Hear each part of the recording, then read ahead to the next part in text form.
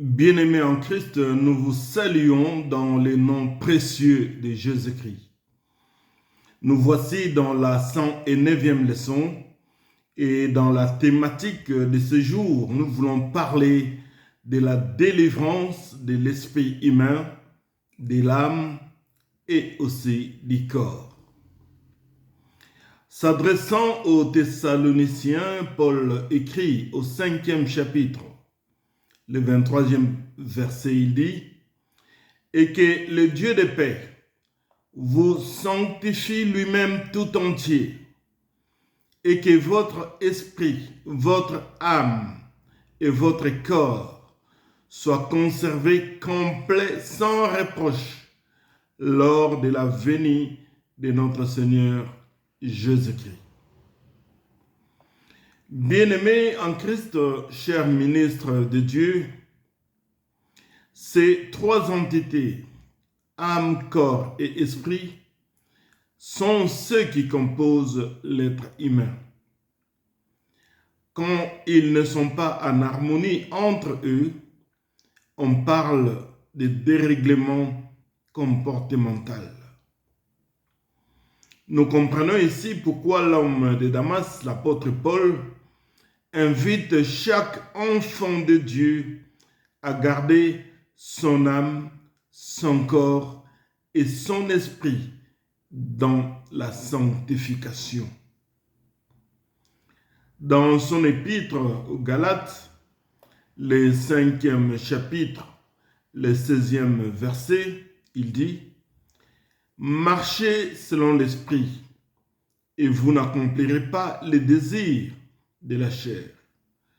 Car la chair a des désirs contraires à ceux de l'esprit, et l'esprit en a des contraires à ceux de la chair. Ils sont diamétralement opposés entre eux, afin que vous ne fassiez point ce que vous voudriez. Afin que votre corps ne vous impose rien et que votre esprit soit pour la gloire de Dieu. Chaque enfant de Dieu doit s'affectionner ou affectionner son esprit à la gloire de Dieu. Le combat chair et esprit est permanent. L'esprit l'emporte quand il reste branché sur la prière et sur la parole de Dieu. La délivrance de l'esprit humain acquiert une importance capitale à son renouvellement dans les principes du royaume de Dieu. Écrivant aux Romains, chapitre 12, Paul nous invite à offrir nos corps comme un sacrifice vivant, saint, agréable à Dieu, ce qui sera de notre part un culte raisonnable. Paul nous invite à ne pas nous conformer au siècle présent, mais à être transformés par le renouvellement de l'intelligence afin de discerner quelle est la volonté de Dieu. Il cite trois éléments ici. Il dit ce qui est bon, agréable et parfait. Se conformer à ce qui est bon, agréable et parfait par le renouvellement de l'intelligence. Chers bien-aimés de Dieu, la plupart des dépenses que les gens font aujourd'hui dans cette génération, c'est pour assouvir les désirs des siècles, qui en général ne rajoutent rien à notre mode de vie. Beaucoup de jeunes filles veulent souffrir à des vices irréparables au jour de leur anniversaire alors qu'étant chrétienne, les corps doivent être tenus pour le temple du Saint-Esprit. L'esprit humain peut pousser à des crises d'adolescence. L'esprit humain peut pousser à des sauts d'humeur. L'esprit humain peut pousser à des complexes d'infériorité ou de supériorité, et nous parlerons prochainement même des complexes d'Édipe et des complexes d'Électre, qui fait qu'une petite fille est attirée vers son père et un petit garçon est attiré vers sa mère. Nous en parlerons plus tard. L'esprit humain peut pousser à louer Dieu, comme aussi le même esprit humain peut pousser à la dépravation. En 1 Corinthiens chapitre 2, le verset 11, nous lisons « Lesquels des hommes, en effet, connaît les choses de l'homme, si ce n'est l'esprit de l'homme qui est en lui.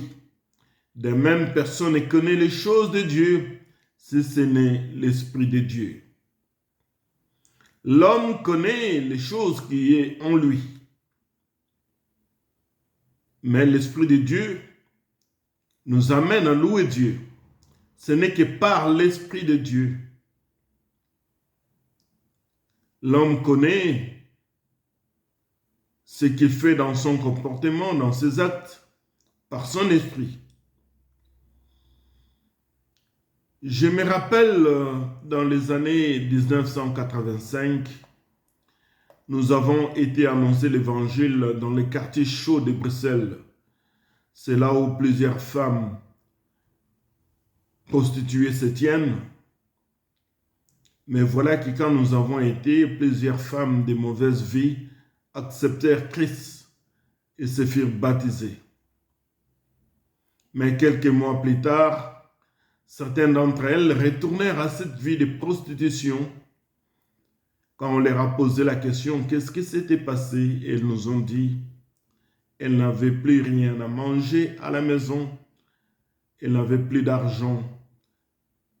Elles ont reçu Christ, mais par manque d'argent, elles sont allées chercher à comment gagner un morceau de pain. Bien-aimés de Dieu,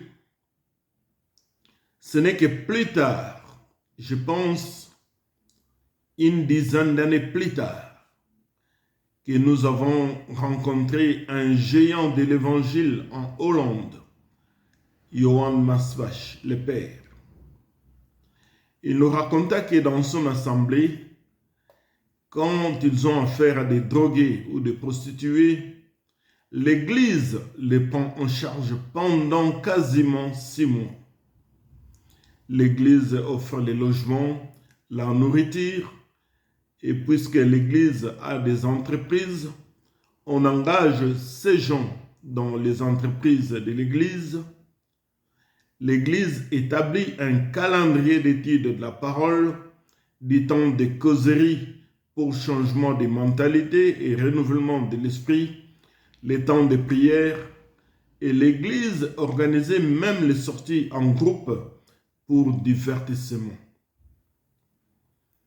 Et à partir du 3e mois, disait l'apôtre Maasbach, la différence était palpable dans la vie de ces nouveaux convertis. Ils étaient transformés, renouvelés, ils avaient la joie de servir le Seigneur. Mais en fait, il n'y a rien de nouveau, car cela, c'est ce qui s'est passé dans l'Église primitive.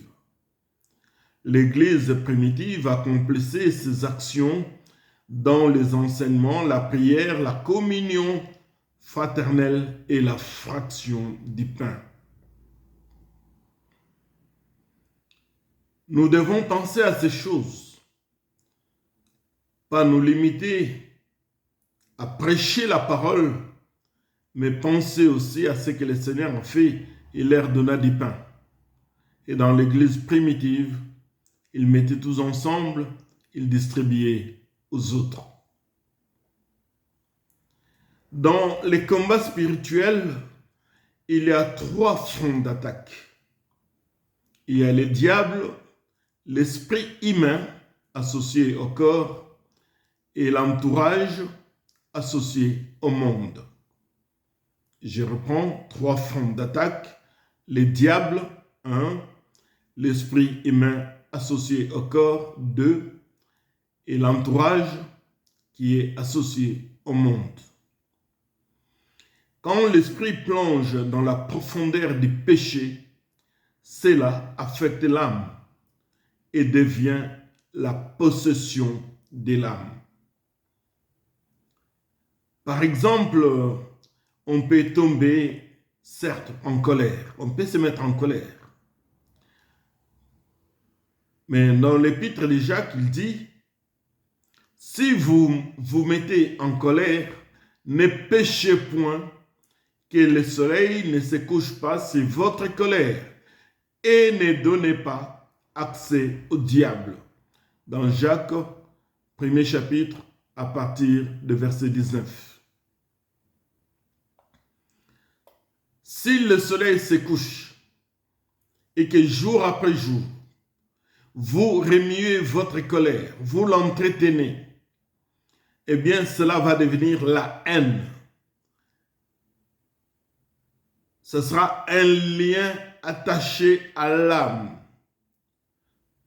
Ce sera une possession attachée à l'âme de faire du mal. Alors qu'au départ, cela n'était qu'un petit coup de colère, mais que vous avez entretenu.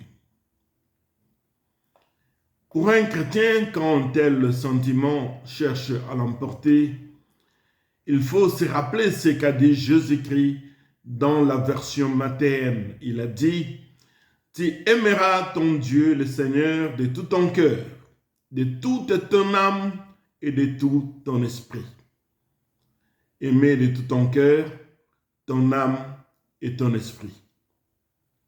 Voilà les grands et premiers commandements. C'est au chapitre 22, à partir du verset 37. Rappelez-vous, cher ministre de Dieu, que David l'a dit dans le psaume. Quelques siècles auparavant, il dit, « Bénis le Seigneur, ô mon âme, bénis son nom très saint, tout mon être, bénis le Seigneur, ô mon âme, n'oublie aucun de ses bienfaits » dans les psaumes 102. Chers frères, chers amis, ministres de Dieu, du jour au jour, nous côtoyons les sorciers, nous côtoyons les magiciens. Nous envoyons nos enfants à l'école avec les fils des sorciers, des marabouts, des magiciens et des gens de loge. Nous-mêmes, nous les rencontrons au travail, dans les avions, c'est même eux qui sont les pilotes. Dans les hôpitaux, ce sont ces occultistes qui sont des médecins. Au restaurant, ce sont eux qui sont les cuisiniers. On a crié au Seigneur, mais on vit avec ces occultes partout. Rappelez-vous une chose, celui qui garde Israël ne sommeille ni ne dort. Le psaume 91 déclare, celui qui demeure sous l'abri du Très-Haut repose à l'ombre du Tout-Puissant. Je dis à l'Éternel, mon refuge et ma forteresse, mon Dieu en qui je me confie, car c'est lui qui te délivre des filets des l'oiseleur, de la peste des ravages. Il te couvrira de ses plumes et tu trouveras un refuge sous ses ailes. Sa fidélité est un bouclier et une cuirasse. Tu ne craindras ni les terreurs de la nuit, ni la flèche qui vole le jour, ni la peste qui marche dans les ténèbres, ni la contagion qui frappe en plein midi, que 1000 tombent à ton côté, 10 000 à ta droite, ni tu ne seras pas atteint. Bien-aimé de Dieu, quand tu es dans le creux de sa main, tu n'as rien à craindre. Tu dis comme David, aussitôt couché, je m'endors. Nous n'avons pas promené des regards inquiets. C'est le Seigneur qui nous garde. C'est le Seigneur qui nous protège. Mais il nous dit une seule chose. Ton âme, ton esprit, ton cœur puissent louer le Seigneur Dieu Tout-Puissant. Nous sommes sauvés, mais nous avons les pieds sur terre. En allant au marché, c'est peut-être une sorcière qui te vend des poissons. C'est peut-être un marabout qui te vend la viande. Nos enfants vont à l'école. C'est peut-être un type de loge qui est professeur là-bas. Mais Dieu les garde. Car la Bible dit, celui qui garde Israël ne sommeille ni ne dort. Et celui qui nous délivre du filet des l'oiseleur. Je demande à tout homme, toute femme de Dieu, ceci est très important. Après avoir prêché la parole, le Seigneur donna du pain. Dans les chemins, dans les déserts, il y avait de la manne, il y avait de l'eau, il y avait des cailles. Dieu les nourrissait. Prenez charge des hommes et femmes que Dieu vous envoie. Retournons à l'église primitive où tous étaient ensemble, dans les enseignements, dans la prière, dans la fraction du pain, dans la communion fraternelle. Nous avons été prêchés à ces femmes. Et nous avons manqué à une chose. Les aider dans la fraction du pain. Quand elles sont sorties de leur travail de prostitution et ont accepté Jésus, pour nous, le travail était fait. Maintenant, l'église primitive, on devait les garder, rester avec eux dans la prière, les enseignements, fraction de pain, communion fraternelle. Il y a des jeunes gens qui souffrent.